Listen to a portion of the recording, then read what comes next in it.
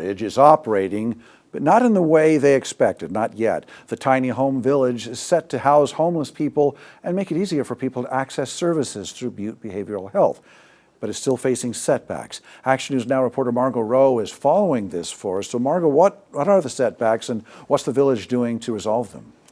Everhart Village is up and running, but not fully operational yet. Now, 6 people have already moved into the village located here at Butte Behavioral Health off of Cohasset, but there is currently a permitting setback with one of the buildings on the property.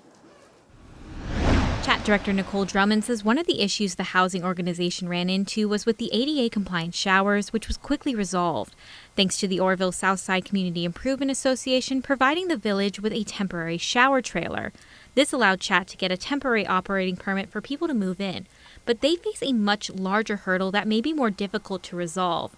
The Everhart Village community building that includes showers, a kitchen, and laundry facilities was rejected for use by a state inspector. We have a building that is considered residential. It's a manufactured building. And therefore, the county deemed that because of the use, it would be considered commercial and asked us to get a permit from the state, which is HCD.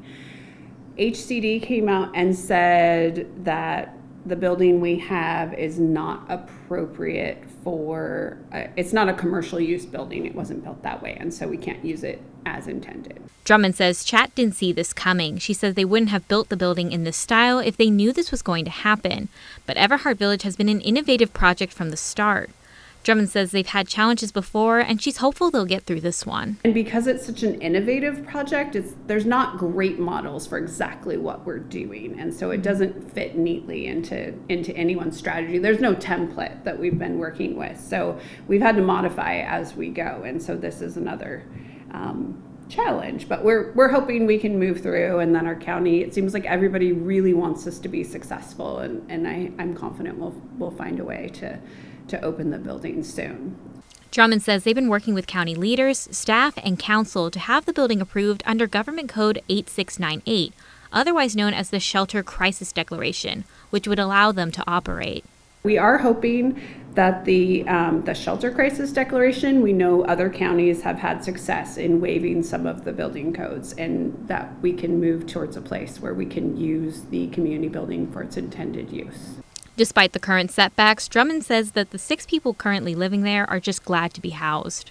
Definitely having to modify our operations quite a bit to make that successful, but the 6 individuals that are inside are pretty grateful and being very flexible with us.